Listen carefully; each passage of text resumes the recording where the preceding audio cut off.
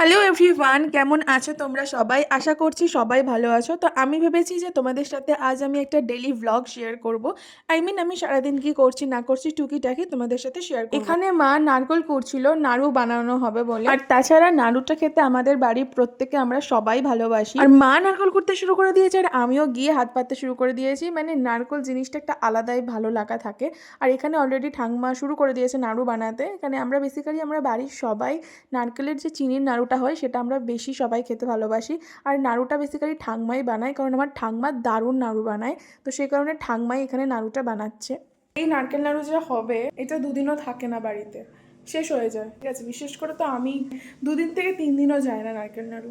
ঠিক আছে, এই হচ্ছে ব্যাপার। মানে নাড়ু হচ্ছে আমাদের বাঙালির একটা অ্যাকচুয়ালি ইমোশন, আলাদাই। আর এই যে নাড়ু একদম রেডি। আর আমার ঠাকুমা কি করে জানো তো, একটা ছোট টিফিন বক্সে কিছুটা অল্প নাড়ু রেখে দেয় আর বাকি কিছু নাড়ু নাড়ু সাইড করে রেখে দেয়, ওটা পরে খাওয়ার জন্য, যাতে একবারে সব খেয়ে না নিই। আর এই যে সন্ধেবেলা মা কফি বানাচ্ছে। এই যে শীতকাল পড়লো, এবার প্রত্যেকের বাড়িতে দেখবে কফিটা হয়েই থাকে। আর এই যে আমাকেও কফি দিচ্ছে, আমিও নিয়ে নিয়েছি। কফি খেতে আমি খুব একটা পছন্দ করি না, দুধ চা এগুলো আমি খুব একটা পছন্দ করি না।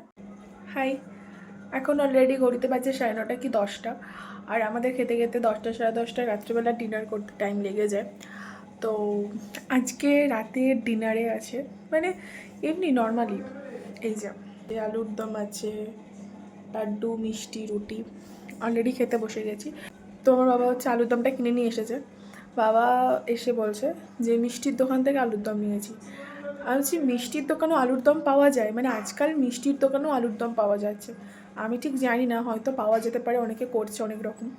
এটা আমার প্রথমবার শোনা, অনেকে হয়তো জানে বা কিনেও, কিন্তু আমার হয়তো প্রথমবার শোনা। বানিয়েছে সত্যি খুব সুন্দর, ভালো বানিয়েছে। আজকে ডিনারটা সেরে নিই। আর দেখা হচ্ছে তোমাদের সাথে অন্য কোনো ভিডিওতে। সবাই ভালো থেকো, সুস্থ থেকো, টাটা।